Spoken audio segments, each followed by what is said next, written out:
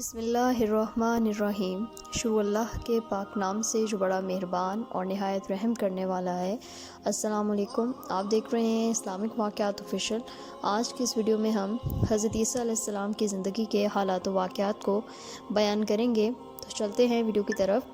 حضرت عیسیٰ علیہ السلام اللہ رب العزت کے انبیاء میں سے وہ نبی ہیں جنہیں اللہ تعالیٰ نے بغیر باپ کے پیدا فرمایا اور آپ علیہ السلام کو اعلیٰ مقام پر فائز فرمایا۔ حضرت عیسیٰ علیہ السلام کا گھرانہ بڑا بابرکت گھرانہ تھا۔ آپ علیہ السلام کی والدہ حضرت مریم علیہ السلام بھی نیک عورت تھیں۔ حضرت مریم علیہ السلام کی والدہ محترمہ حنا بنت فاقوس ایک عبادت گزار خاتون تھیں، لیکن ان کے ہاں اولاد نہیں تھی۔ ایک دن انہوں نے ایک پرندے کو دیکھا جو اپنے بچے کو غذا کھلا رہا تھا۔ اسے دیکھ کر ان کے دل میں بھی اولاد کی خواہش پیدا ہوئی، تو انہوں نے نظر مان لی کہ اگر اللہ تعالیٰ نے مجھے اولاد عطا فرمائی تو میں اسے بیت المقدس کی خدمت کے لیے وقف کر دوں گی۔ اللہ تعالیٰ نے ان کی دعا قبول فرمائی اور وہ امید سے ہو گئیں۔ جب ان کے ہاں بچی پیدا ہوئی تو کہنے لگیں، اے میرے پروردگار، میں نے تو لڑکی کو جنم دیا، میں نے اس کا نام مریم رکھا ہے، میں اسے اور اس کی اولاد کو شیطان مردود سے آپ کی پناہ میں دیتی ہوں۔ اللہ تعالیٰ نے ان کی نظر کے ساتھ ساتھ ان کی دعا کو بھی قبول فرمایا اور مریم اور ان کے اولاد کو شیطان مردود کے شر سے محفوظ رکھا۔ سورہ آل عمران کی آیت 33 سے 37 تک اللہ رب العزت فرماتا ہے، بے شک اللہ تعالیٰ نے تمام جہاں کے لوگوں میں سے آدم، نوح، ابراہیم علیہ السلام کے خاندان اور عمر اور عمران کے خاندان کو اپنی رسالت کے لیے منتخب فرما لیا۔ یہ سب آپس میں ایک دوسرے کی نسل سے ہیں اور اللہ سب کچھ سننے اور خوب جاننے والا ہے۔ اللہ سن رہا تھا جب عمران کی بیوی نے کہا، اے میرے رب، میں نے اپنے پیٹ کے بچے کو تیرے لیے وقف کرنے کی نظر مانی ہے، میری طرف سے اسے قبول فرما، یقیناً تو خوب سننے پوری طرح جاننے والا ہے۔ جب اس یعنی عمران کی بیوی نے بچی مریم علیہ السلام کو جنا تو کہنے لگی کہ اے پروردگار، میرے ہاں تو لڑکی پیدا ہوئی، حالانکہ اللہ کو خوب معلوم تھا کہ اس نے کیا جنا تھا اور لڑکا لڑکی جیسا نہیں ہوتا۔ خیر، میں نے اس کا نام مریم رکھا ہے، میں اسے اور اس کی اولاد کو شیطان مردود سے آپ کی پناہ میں دیتی ہوں۔ پھر ان کے رب نے اسے بخوشی قبول فرما لیا اور اس کو بہترین طریقے سے پروان چڑھایا۔ زکریا علیہ السلام کو اس کا سرپرست بنایا۔ حضرت مریم علیہ السلام کی والدہ نے جو نظر مانی تھی اسے پورا کرنے کے لیے حضرت مریم علیہ السلام کو لے کر بیت المقدس آئیں اور وہاں پر چند اشخاص تورات لکھ رہے تھے، جن میں حضرت زکریا علیہ السلام بھی موجود تھے۔ چونکہ حضرت مریم علیہ السلام کے والد محترم عمران اپنی قوم کے معزز افراد میں سے تھے، اس لیے ہر ایک نے خواہش کی کہ سردار کی بیٹی کی پرورش کا موقع اسے ملے۔ آخرکار قراندازی کی گئی تو یہ شرف حضرت زکریا علیہ السلام کے حصے میں آیا۔ حضرت زکریا علیہ السلام نے حضرت مریم علیہ السلام کے لیے ایک جگہ مقرر کی جہاں ان کے سوا کوئی نہیں جاتا تھا۔ آپ علیہ السلام وہاں عبادت میں مصروف رہتی اور اپنی باری پر مسجد کی خدمت کرتی۔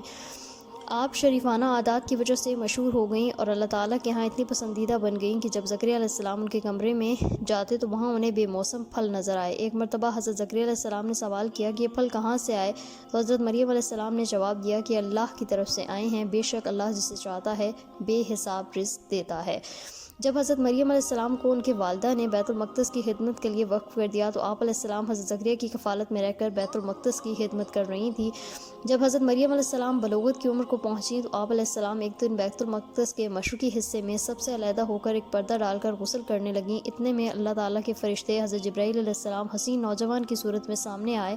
حضرت مریم علیہ السلام نے فرشتے کو دیکھا تو اسے انسان سمجھ کر کہنے لگیں کہ میں تجھ سے رحمان کی پناہ میں مانگتی ہوں اگر تو اللہ تعالیٰ سے ڈرنے والا ہے۔ فرشتے نے آپ علیہ السلام کو تسلی دیتے ہوئے کہا کہ میں آپ کے رب کا قاصد ہوں اور آپ کو یہ خوشخبری دینے کے لیے بھیجا گیا ہوں کہ آپ کو ایک پاک باز بیٹا ملنے والا ہے۔ حضرت مریم علیہ السلام نے تعجب سے کہا کہ میرے ہاں بیٹا کیسے پیدا ہو سکتا ہے، مجھے تو کسی انسان نے چھوا تک نہیں۔ فرشتے نے جواب دیا، یہ اللہ تعالیٰ کا حکم ہے جو پورا ہو کر رہے گا، کیونکہ تمہارے رب کا یہ ارشاد ہے کہ مجھ پر یہ کام بہت آسان ہے۔ یہ کہتے ہوئے حضرت جبرائیل علیہ السلام نے حضرت مریم علیہ السلام کی گریبان میں پھونک ماری اور وہ امید سے ہو گئی۔ جب حمل کے آثار ظاہر ہوئے تو آپ علیہ السلام نے بنی اسرائیل کی طرف سے تہمت لگنے کے خوف سے تنہائی اختیار کر لی۔ حمل کی مدت مکمل ہونے پر آپ علیہ السلام لوگوں سے علیحدہ ہو کر ایک دور جگہ پر ایک کھجور کے درخت کے نیچے جا کر بیٹھ گئیں۔ وہیں پر آپ علیہ السلام کو درد سا شروع ہو گیا۔ ایک طرف تو آپ علیہ السلام کو جسمانی تکلیف ہو رہی تھی اور دوسری طرف آپ علیہ السلام ذہنی طور پر بھی پریشان ہو گئیں کہ جب میں بچہ لے کر قوم کے سامنے جاؤں گی تو لوگ مجھے کیا کہیں گے۔ لہٰذا آپ علیہ السلام نے اس موقع پر کہا کہ کاش میں اس وقت کے آنے سے پہلے ہی مر چکی ہوتی اور لوگ مجھے بلا چکے ہوتے۔ اللہ رب العزت نے حضرت مریم علیہ السلام کی جسمانی اور ذہنی تکلیف کو دور کرنے کے لیے آواز دی کہ اے مریم آپ غم نہ کریں، آپ کے رب نے آپ کے پاؤں تلے ایک چشمہ جاری کر دیا ہے، اس سے پانی پئیں اور جس کھجور کے درخت کے نیچے آپ بیٹھی ہیں اس کو ذرا ہلائیں تو اس سے تازہ کھجوریں گریں گی، وہ کھائیں، آپ کی جسمانی تکلیف دور ہو جائیں گی۔ جہاں تک لوگوں کی طرف سے تہمت لگنے کا خوف ہے تو آپ کو جہاں کہیں انسان نظر آئے تو اس سے بات کرنے کی بجائے صرف یہ کہنا کہ میں نے رحمان کے لیے خاموشی کا روزہ رکھا ہوا ہے، اس لیے اس وقت میں کسی سے بات نہیں کروں گی۔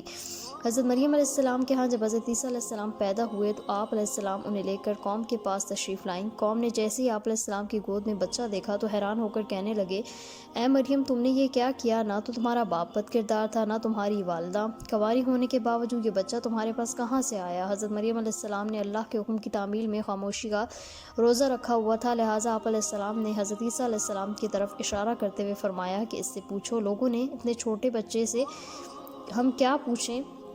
جب حضرت مریم علیہ السلام نے حضرت عیسیٰ علیہ السلام کی طرف اشارہ کیا کہ ان سے حقیقت معلوم کرو تو قوم کے افراد بھی یہ سوچ رہے تھے کہ مریم علیہ السلام ہم سے مذاق کر رہی ہیں، اتنا چھوٹا بچہ بولنے کی صلاحیت کہاں رکھتا ہے۔ اتنے میں حضرت عیسیٰ علیہ السلام اللہ تعالیٰ کے حکم سے بول پڑے اور خود کو اللہ کا بیٹا ہونے کی نفی کرتے ہوئے اپنی والدہ محترمہ پر جو قوم کی طرف سے الزام تھا اس کی تردید فرمائی۔